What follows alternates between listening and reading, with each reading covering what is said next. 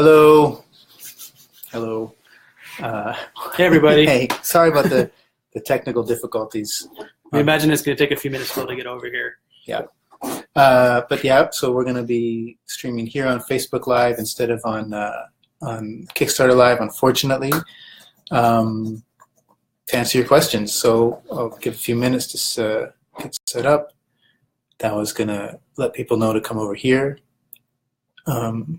And then we can answer your questions. You can, you can see in the background our printers. This is our studio here in Toronto. We have 3 3D printers in the studio. We have a Prusa Mark II. We have an ANET A8 and an ANET A2. Dawa joined. Okay, cool. So actually, I know that you're the only one watching. Okay. It'll be live afterwards. I mean, well, it'll be on, but non-live afterwards. Right. So, I mean, we should probably just do it as a broadcast. Yeah, okay. So that was just setting up the, letting people know over on Kickstarter to come over to us here on Facebook. Yeah, so that's a little unfortunate that we don't have the people who are watching us on Kickstarter here to answer their questions and interact with them. Maybe I can, let's see, if we tilt this down, we can get a little bit more of the action here. Anyway, I'm James, and this is Dawa. I'm Dawa? Yeah, Dawa. hey. Hey. And yeah, we wanted to take this opportunity to talk to you all about Wightwood Abbey, about some of the great features that the Abbey has. And oh, hey Suzanne. Yeah, so talk about the features of the Abbey and answer your questions. We've been doing interior modeling all this past few weeks since the Kickstarter started. So that was going to take a moment out to show you some of the work on some of the models we printed up this week to show you how those look on the inside. All of the models, of course, have complete interior modeling. On the Kickstarter page itself, most of the prototypes that we have up there aren't modeled on the inside. So that was the main thrust. What we wanted to accomplish during the course of the campaign was get as much interior modeling done as possible and show that to you as we went through from week to week. Once the campaign closes, our main focus is going to be to finish up all the core set, to do all the interior modeling, get everything functioning on the core set models. And as soon as those are finished, one of the questions that we've been getting on the Kickstarter page is everything going to be released all at once? Is it going to trickle out? Are things going to, if you finish one model, is it going to come out and then the next model come out? Well, the answer to that is we set a deadline for August, or a delivery date for August, to have the core set completed. So the core set will definitely be completed by August. That's all the interior modeling, all the doors, and everything that's in that basic core set. If we finish that before August, we will release it before August. But we wanted to give ourselves definitely enough time to make sure that everything was done on the core set. The core set includes the gatehouse, the scriptorium, the church, the abbot's house, the stables, and the walls that surround the entire compound. So that's all going to be put out as a package at once when the campaign, sorry, not when the campaign closes, but when we're finished the modeling by August. And then the stretch goals, Dawa will be working on those as soon as the core set is finished, and those will be released as they're completed. So there's an initial package that comes out of the core set, and then the stretch goals come out as they're completed. That's right. That's right. Yes. Yeah. Just checking. We're going to concentrate on the core set for you guys, so you guys will get that in your hands, and you can start doing it. You know, it'll take a little time to get that printed and set up for your game tables, and hopefully by the time that's done, the other stuff will start trickling out to you. Yeah, exactly. Yeah. So we have some questions that feel free, if you're watching, to ask any questions as well. Dow, you're going to have to read if Suzanne said anything, because I can't. Yeah. Well, glasses. I'm going to be kind of half focused on our Facebook and on here, just making sure that everything's going as sorted, and I'll bring the questions up, James. So Awesome.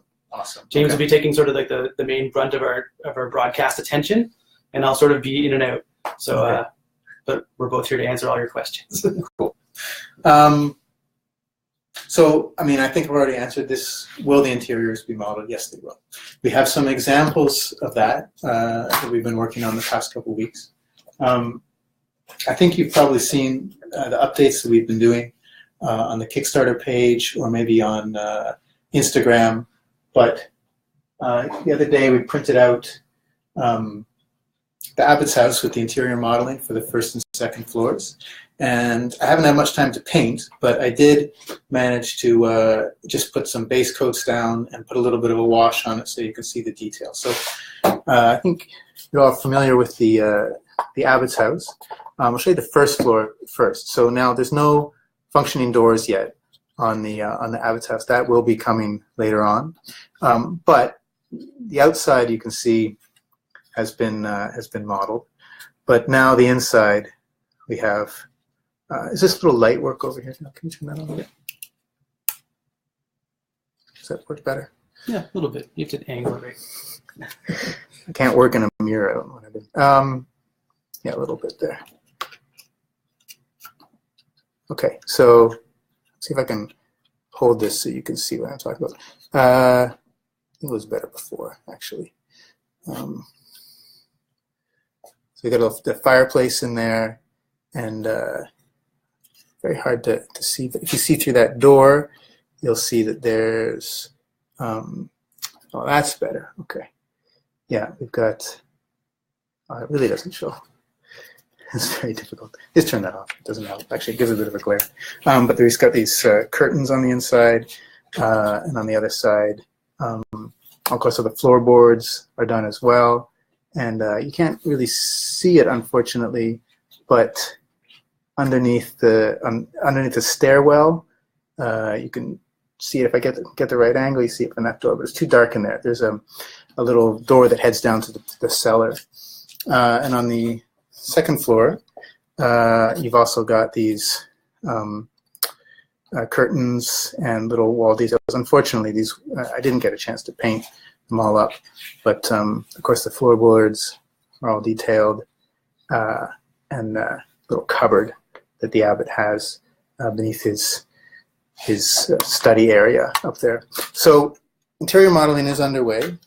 We also have the interior modeling done on the gatehouse. So just so you know, the interior modeling, it doesn't include the furnishing. Yeah, the interior modeling is basically just the interior of all the walls and floors so that you got something to use and paint. And then the next step, so as you probably saw, the first few stretch goals were for us to do the furnishings for a lot of the buildings. So those are going to be movable pieces. So they won't be baked. They won't be baked into your models because people will play in different time frames, different eras, and you're going to use the piece over and over again. So you don't want the same things in the same locations, obviously. So we're setting it up so that you have movable furniture. You can move them, you can swap them, you can put them in other pieces, you can print as many of them as you want, so you can do things as you like, obviously. So basically what we're doing here with the interior modeling is just trying to make you like a really nice interior set that you can paint up and it'll look great on your game table. And maybe some of you have also seen we started doing the interior of the Scriptorium. There's a couple renders up there on the page, so you can take a look at those. And guys, we want to really apologize. We didn't know what happened with Kickstarter Live there. It was all set up to go, and when we pushed go, it didn't go. So we really apologize for all the confusion there. And this video will be up on the Facebook page ongoing, so you can catch up if you missed anything, and we'll work our way through the questions we have now. And if and when you do join, please throw up your questions in the comments, and we'll do our best to respond to everything. Okay? Thank you. Thanks, Joe. So yeah, the interior modeling is coming along. Scriptorium is next, and if you haven't seen some of the renders that was put up for that on the Kickstarter page, go check them out because it's probably in many ways the most impressive interior of the entire set, and that was surprised me with this amazing tiled floor design. I wasn't expecting that, and it's really spectacular. So yeah, so check out those renders. I think a lot of you haven't really you've seen in the video a little bit of how the pieces come apart in the Scriptorium and stuff like that. So maybe now's a good opportunity to show you how it comes into pieces, and we'll do our best. So, as you can see back here, I mean, the Scriptorium, which is the building on the left. Why don't we bring it over? Well, let's just move aside first. The Scriptorium is not quite as big as the church, but in some ways it's bigger because it has a 2.5 stories basically inside. So we're gonna just take you on a quick runabout on how it all comes apart. We did this at the conventions we went to, and it was really cool. People really liked it. So basically, what we've done is we've built it so that you can get into and get access to all the different areas, so that it's pretty simple to see from anywhere on the game table. But we don't want you to have to take everything apart at once, so we built it sort of modular. So it's not modular like as in you can reconstruct it different ways, but modular as in you can take different parts off of it to get access to different sections. So James will just start. Basically, the first thing that comes off is the whole roof. That gives you access to the interior, to the second floor, and the second floor balcony. You can see the second floor balcony on the render that we put out yesterday.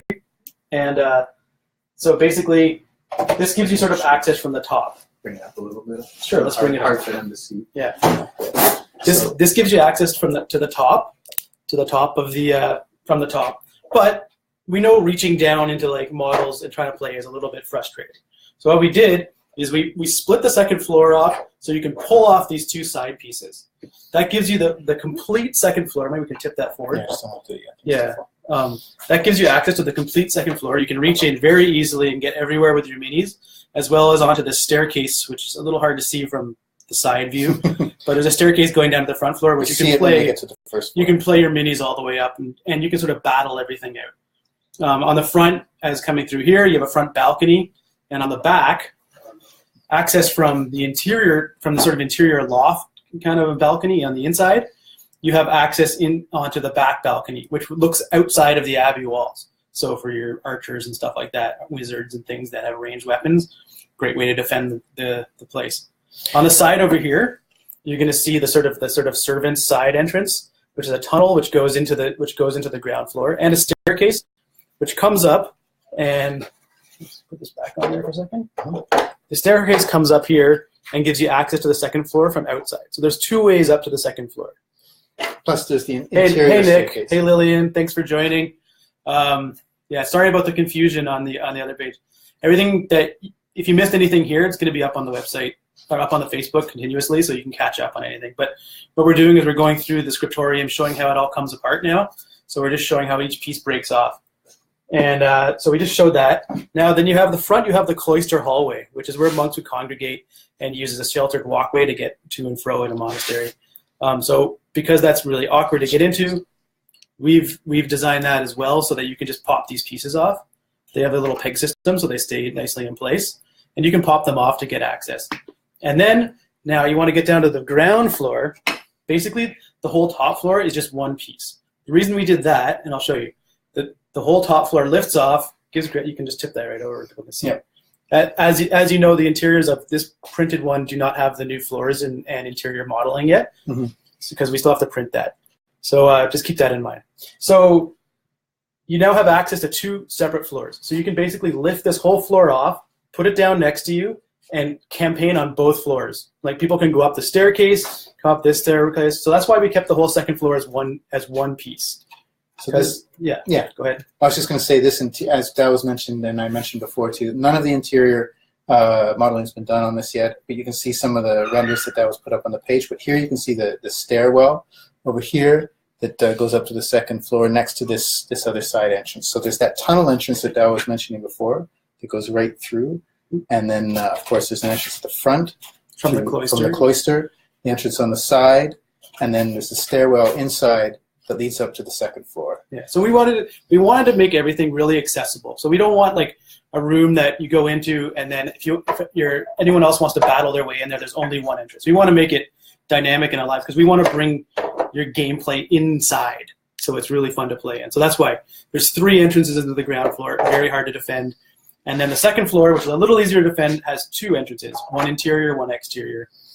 And then, the third floor and balcony's got one staircase going up to that. So I find it so hard to work in a mirror. I never know which way to push the. So that's the Scriptorium. honestly, although this church is a bit taller and everything, this is the biggest building, and it's been the most fun to model, and I think it's gonna be the most fun to play in. So yeah, once again, sorry guys, we're not on here. Once again, check out the renders of what we're doing for the interior detailing. I'm gonna be working on that tomorrow and the next day, and trying to get that up to a place that we're really happy with. We're really excited about that floor. So the first thing to do with that is do a print test on it and see how that comes out. As you know, I don't know if you guys know too much about the process of 3D modeling. 3D modeling can do a lot of detail. 3D printers can only handle so much. So it's a bit of a balance trying to figure out what will show up on the printer and what won't. And that takes a lot of testing. So what we do is we do a modeling of something. We use our best judgment to figure out what's going to show, and not put over too much detail, not to put too little detail. And then we start printing that out, and we try different resolutions. We see what works best. And yeah, I mean, that's the thing. Everyone's using different printers. People are putting things at 0.5 millimeters or at 2 millimeters or 4 millimeters. And we're doing our best to sort of make everything look good at 0.1 to 0.2, which we feel is like the most common area. And but if you got to use a fancier printer or want to wait longer for your prints to go, we want to make sure that there is detail there that's going to show up at a higher resolution. For sure. We've shown the Scriptorium. Let's take a moment just to show the way the church separates. Yeah, for sure. Because Dow has made these really great low walls. Besides, the church is a little more finished. So let's. I think we'll see if we can do this sitting down. Standing up wasn't working too well. Okay. So here we have the church, which is, if I can hold it straight, really very impressive. Why don't we do a turnaround of the whole thing first? So here we have, that's the front. There's the apse on the end. Of course, the back with the big rose. Well, now we got some wow, that's cool. The rose window, and we lead around to the front again. Paint job, work in progress. The doors are not installed yet, obviously. That's going to be one of the last things we do. So these are all betas, what you're seeing. The finished product will be updating on the Kickstarter, and of course, when it finishes. But this whole thing opens up much like the Scriptorium. So first of all, the steeple comes off, and there's a playable area. Yeah, you can get access to the top. You can put a figure in there, or a couple figures in there, and it can be shooting down from above, or what have you. A sniper if you're playing in World War II, European theater. Then the entire roof lifts off. Which you would think, oh, that's great. Now I can play inside. But wait, there's more. It gets even better. Why don't we tip it first so people can look in a little? We have some minis in here, so we don't want to tip it too much. Oh, take the fingers. Some orcs had raided the church. Yeah, and we'd forgotten about it. Yes. So again, no modeling inside, but of course that will be completely modeled. Yes, all the interior walls and floor. Well, why don't we pull off the next one? What you see here at the top is the top of the organ, and we wanted to keep that as part of it. Right now, it's just basically rough modeling, but it's going to be really ornate and interesting. It's on a balcony overlooking the interior. So here's the next step when you want to take this thing apart. Go for it, James. So this whole section lifts away, so the footprint is just above the game board, so you don't have to reach in over a wall to put with your minis. They can be in there like this, and you can be drawing line of sight, and you can be moving them around without this big wall coming in the way. And of course, this back piece also comes off as well. So the entire church can be played as a footprint as opposed to something that's blocking line of sight that you're not able to. And we wanted to do that because we know we're all sitting around a game table looking at it from all different angles. And if you have to get above it to look at it, it's going to be really difficult without moving things around. And if you have 6, 7 people around a table, trying to get access to something that's really difficult. So for this one, which is our biggest model, we thought it was really important to do this because we want this place to be big enough that you can have a whole battle inside. Yeah. And you could have 10, 15 models in there battling it out, and everyone can see it from all sides. And actually, leave that off for a second. Yeah. We kept this piece separate because it has a balcony up there where you might have figures shooting down from above. So we thought we'll keep that side separate, and you can play like this, and you have access to everything inside if need be. And if nobody's up there, you just pop that off, and you have real clean access to the entire thing. So that theme holds true for the Scriptorium, which we showed you earlier as well. We've tried to make everything so that if there's someone on a higher level, such as the interior balcony in there, even if you take those side walls off, you still have access to the floor, and you can play kind of on multiple levels at once. Yeah. So that's the church. Yeah. Yeah.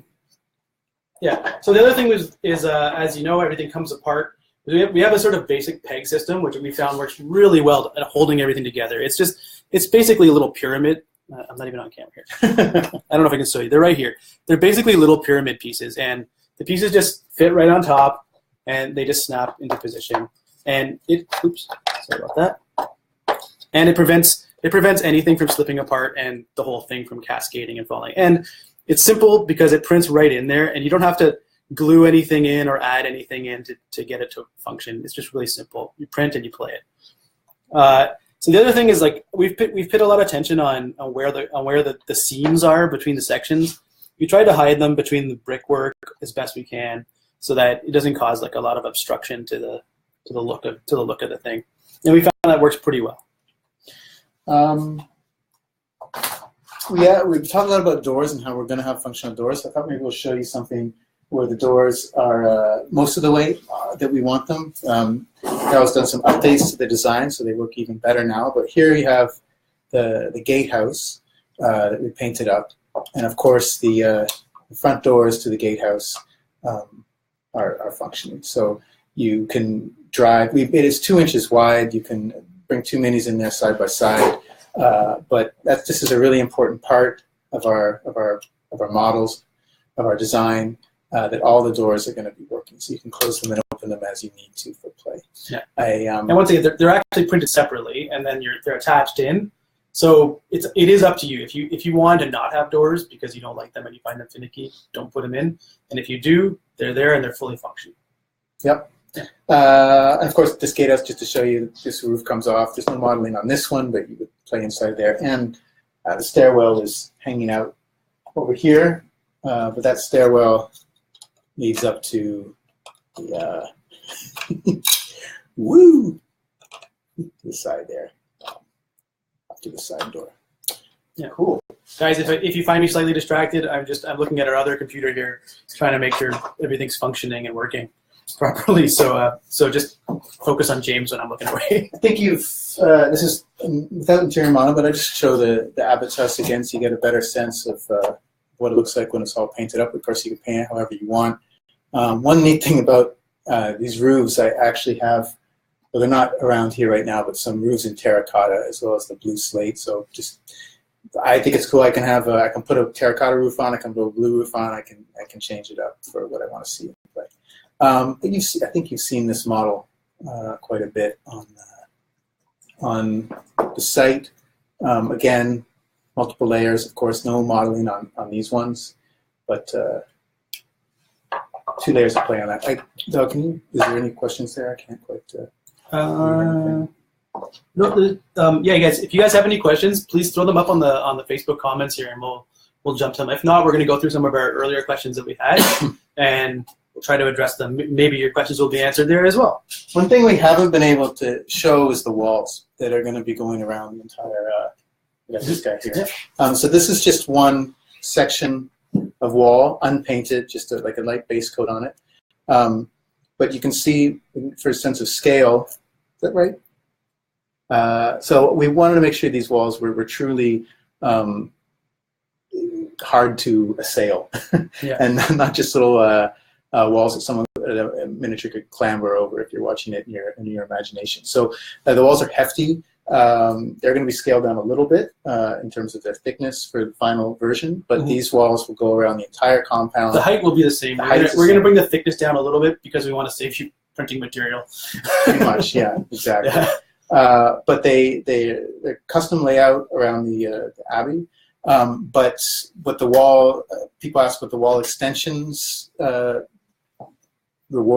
stretch goal was. Wall extension stretch goal is that we're printing certain sections. We're making certain sections of wall that you can actually. Dow, you probably explain it best. Yeah. So the core set walls are designed so that you can build our Abbey to the scale we've defined.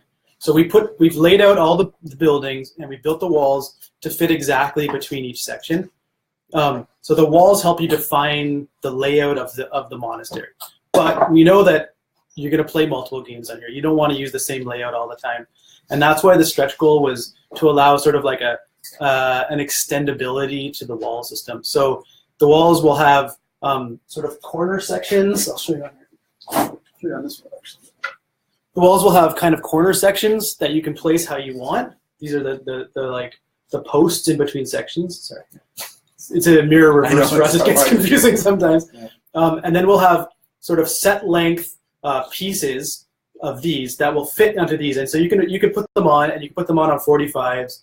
And that'll allow you to basically extend the monastery however you like. And down the road, we might even start putting in some like rounded walls and things like that as we go, but one step at a time. We have to get this core set ready for you guys before we get into all the rest of it, right? Yeah. So yeah, that's the wall system. It's pretty simple. We think it's going to look really good, and we hope you like it. There was a question about scale. One of the questions we got, I saw on Kickstarter before we couldn't do the Kickstarter live, which was, are the models printable at 10 millimeter, and have we tested 10 millimeter? The frank answer is no. We haven't tested 10 millimeter. But looking at what the models look like at 15 millimeter, I think 10 millimeter is going to work pretty well. We still have a few tweaks to do to some of them to make sure they print perfectly, but previously... So we've actually, our base set is 28 millimeter. This is printed at 50%, so that's actually 14 millimeters, which is not very different from 10. We're pretty confident it'll work at 10. And we will do some print tests to figure that out. I'm going to do that because I got that question. I forget who asked that, but I am going to print some stuff at 35%, like you mentioned, and see how they do. And I'll answer that question for you. We've actually had people in the past ask us about 6 millimeter and 4 millimeter. Yeah, so and we don't know about that. We'll try it out and see. We'll see what we get. Yeah. So this is an example of half scale. This is the entire abbey. It's not exactly the layout that our final idea, but it is pretty much what's going on. So that would be the front, the gatehouse there. This is the stables you can see from the backside. Anyway, coming around, there's the back of the Scriptorium with its rear balcony, and coming around again. This is a separate. This is the other entrance that maybe we haven't talked to you about. This is the village entrance to the church. This will be built up more, but this is where another way that you can get into the compound, right to the church entrance. Of course, the church. You can see the rosette over the wall. Back here is interesting. Back here in this corner here where you see this yellow tree, this is just a sort of like data setup of the wall. But back here is where the ancient shrine is going to go. And so the walls will be extended around so the ancient shrine fits within the abbey. Cool. And then, of course, you see the abbot's house. Now this is, it's hard to see, but there's little flames of war set up in there. We have some tanks and some soldiers sort of storming the monastery. So anyway, that's 15 millimeter, or it's 50% is what I should say. I shouldn't say 15 millimeter, it's 50%. And we'll try some 35% and report on that. Yay, there you go.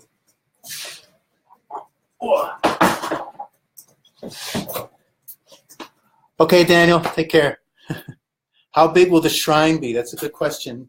Do you want to answer that, Dell? Well, we haven't modeled it yet, so we're not sure. But I wish I could just show you the artwork here, but if you take a look at the artwork, the way I want it to be is that the main piece, I wonder if there's something I can compare it to.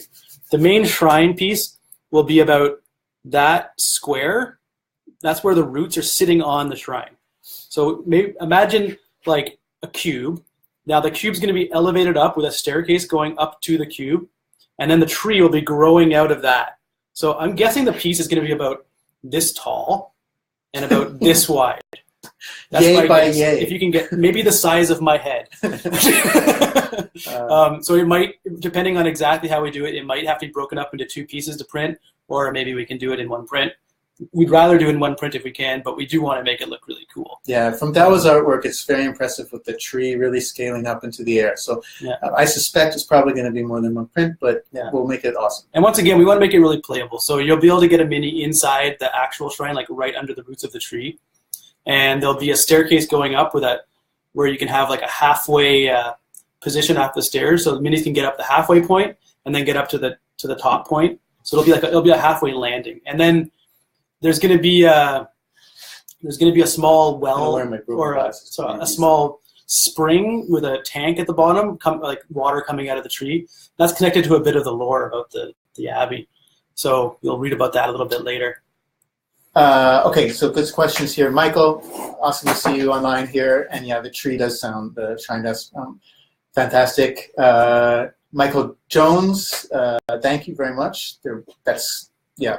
We definitely want to see you paint them. Yeah. And Jan, what are the dimensions of the expected total ground plan? That is an amazing question. I have the dimensions of all the buildings. I think it's going to fit within 3 by 3. I mean, we're looking for it to fit within a 3 by 3 space. So give or take a few inches on either side, but basically you're looking at 3 feet by 3 feet. It doesn't have to be set up that way, but we're designing it to be set up that way and work each building to interact with each other the way that we envision it. But of course, it doesn't have to be done. But the initial wall set will basically set up in something maybe 2 3/4 to 2 3/4. It's going to fit within 3 by 3. Yeah, you don't want it to be so big you can't fit it on a table. Like so, we have to keep it things. But that's the whole point of the expandable walls, is that you can grow this thing to. If you wanted to, you could grow this thing to fill an entire table. Cool. Can you just add my glasses here? What did it say there? Sorry, we're just reading your comments. That Lillian asked, "Does it look like the tree will be huge on the artwork?" It's not a question. Yeah. It does look like. Yes. Yes. It'll be pretty big. It'll be bigger than all the other trees on your table, I'm sure. And that's part of the lore. It's a big ancient tree. Yes, and we don't want the abbey to be so big that it has to pay taxes. That's correct.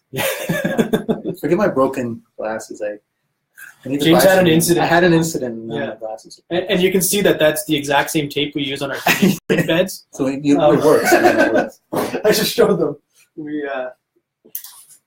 I had a couple other questions I wanted to get to here. You're welcome, Jen. We always print our stuff on this blue painter's tape. We find this particular brand to be amazing for adhesion. Scotch. People have a whole variety of ideas of what's best, but this is what we found to be the best. It's Scotch brand blue painter's tape.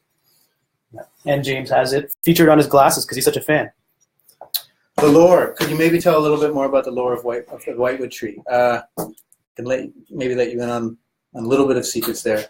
I don't want to give too much away. So the locale that Wightwood Abbey is situated in is on the western edge of a country that has a rich history, but is a relatively new country compared to some of the other countries surrounding it. And it butts up on the west end against a mountainous range. On the other side of that mountain is an more ancient culture, the Glenfordians. And the Wightwood tree is a tree that's native only to that area. And it was a sacred tree to the pagan cultures that existed in that area beforehand.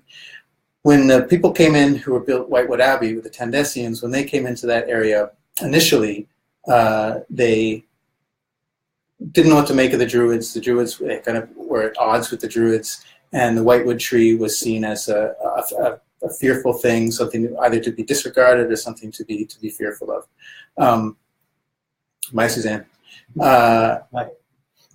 Then the Tandesians had to withdraw from that area, and the Wightwood tree had a chance to the paganism had a chance to reestablish itself. But when they came back, it was like a war against the pagans, and the Wightwood trees were basically mostly all cut down, except for the ancient shrine, where the ancient shrine is. And a part of that is due to a bit of fear on the part of the Tandesians, and also maybe some influence of the nature gods themselves. So I don't want to say any more than that, but it's a very special tree, and I'm not going to say any more. You have to wait.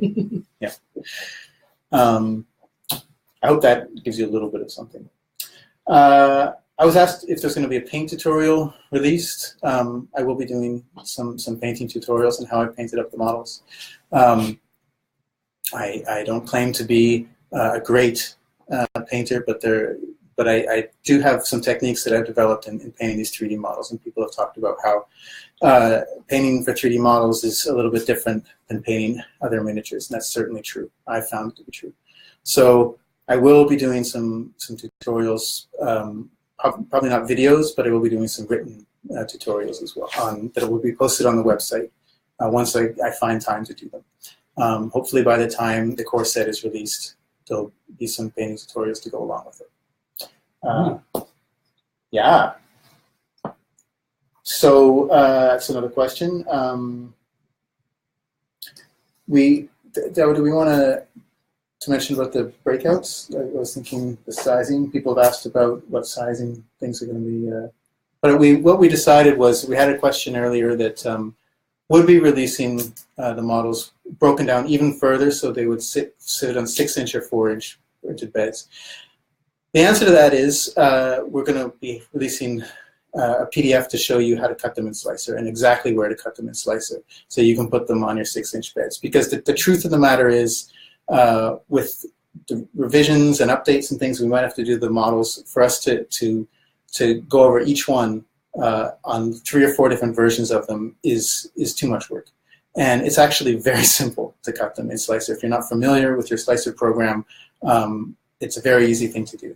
So the models that do have to be cut, we'll show you exactly where to cut them. We're going to give a list of the dimensions of each piece, so you'll know which ones you can print on a 6-inch bed with no cuts and which ones you can't. Yeah, the truth is everyone's got different printers and everyone's got different sizes. And our stuff is scenery. It's pretty large. So for the most part, we felt when we're designing it that the majority of people have at least an 8-inch size bed. And we know that some of you don't and you want to use our stuff. A lot of it will print on 6x6, and a lot of it will print on 6x6 with one cut. The majority will do it with one cut. So what we're going to do in our PDF is we're going to show you exactly where to cut it to allow you to like put it together in a best way, to avoid windows and stuff like that. So we've already started going through that and looking and we don't think there'll be any problems with that. Michael asks, any tips for miniatures and staircases? If I'm reading you correctly, Michael, you're wondering about how a miniature might ascend a stairwell. Because if that's what you're asking, yeah, we're going to be doing either, Dao's been working on some designs for something that will fit on the stairs, so that if your mini is halfway up the stairs, you can just put this little insert in and then put your mini on top of the insert, and that will be a generic piece that you can use throughout the monastery. Yes, okay, so I got the question right. So yes, yep, we'll have a generic piece that fits in on top of the stairwells that you can rest your mini on, so they can pause there. We're actually even hoping to have something like that for rooftops. Just basically a little piece that sits on the rooftop and allows you to sort of hang it over the top and then place your miniature on it. So if your mini's like lying down on the roof or something like that, you can at least signify that the mini's there, right? Maybe chimney sweeping, whatever. You like to role play out cleaning the monastery. Yeah. Cool. Yeah. No, there's been a lot. We're not gonna. A lot of the things we've thought about that we want to do are in our heads or in our notes, and we'll be releasing all that information as we start to model it. Just asking Michael, that's another question. Naughty Brother Carson, yes, he's a real pain, and you know now that Naughty Brother Carson is officially going to be part of the lore because you've mentioned him.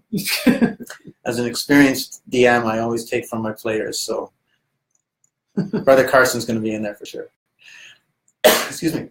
Some more? Yeah.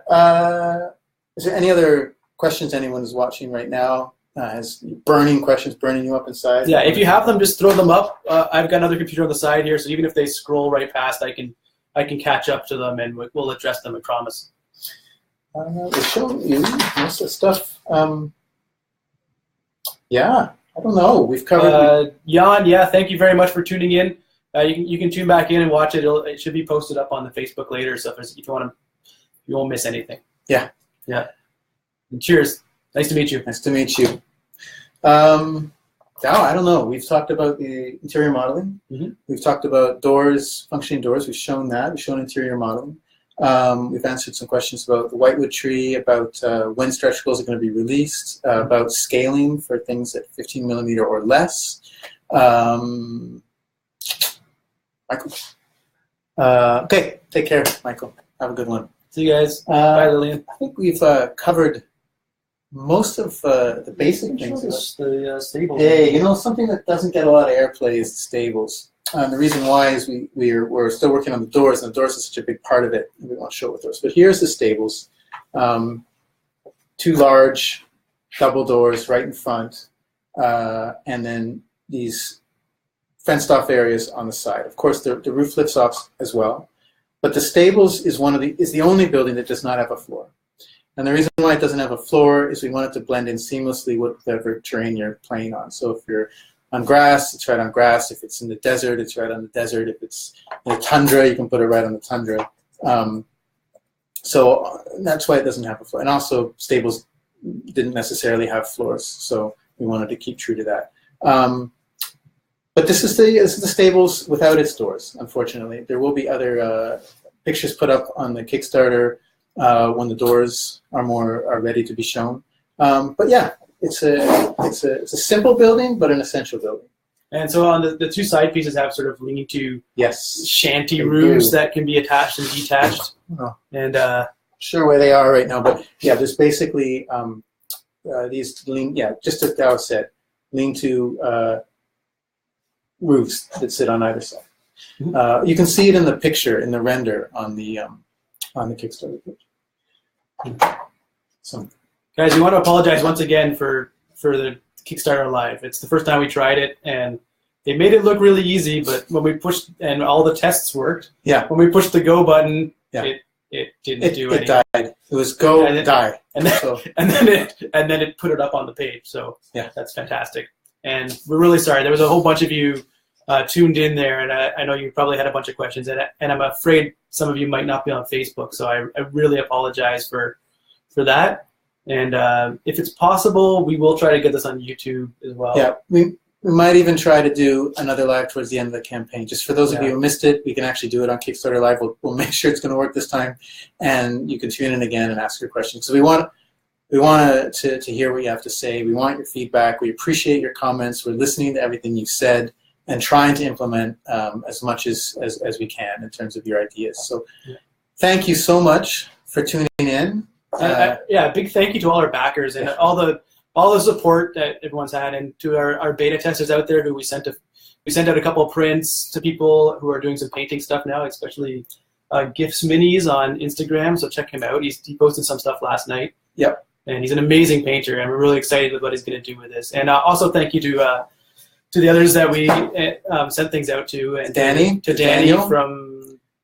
He changed his branding to Tabletop 3D Tabletop, but Danny Herrero. 3D printed tabletop. 3D printed tabletop. I think his YouTube channel. Yeah, that was great. Before he was DM Dojo, is that DM Dojo. Yeah. He did a great review of our stuff, and man, we want to see him use more of it. And great paint job, Danny. Yeah. Thanks, guys. Hey, Paul. Thank you. Thanks, Paul. But I think we've covered most of everything that we could think of from the questions that we got on Kickstarter. And I know it's a smaller audience because we had to switch over to Facebook. So if there's any last-minute questions, throw them out. Otherwise, we'll try to answer any of your comments on the Kickstarter page, or you can email us through the website. We're pretty good at getting back to you as fast as we can. Very busy, but we're on it. So we want to hear from you. If there's anything you didn't see today that you want to see, please let us know. And we'll throw up a little video on the Kickstarter of just like any little odd bits you want to see or things you want addressed. And we're feeling a little more comfortable on camera, right? It took a while. Yeah. I feel comfortable doing this as much as is needed for everybody to get all their questions answered. And the main thing, we don't want you guys to be surprised in any way except for how amazing stuff looks when you print it. You know, we want you guys to know what you're putting your money into right now, and we want you to really enjoy the product that we're making for you. That's our number one thing. Like it's all about gameplay. You guys are gamers. We want you to enjoy playing with it. Yeah. Okay. I think we're good. Yeah. Thank you for backing. Thank you for joining us. Thank you for backing. Yeah. This has been amazing. Yeah, it's been a great experience, and we're loving the feedback and everything, guys. Thank you very much. Thank you so much. Okay. Yeah. All right. Bye-bye. Bye-bye.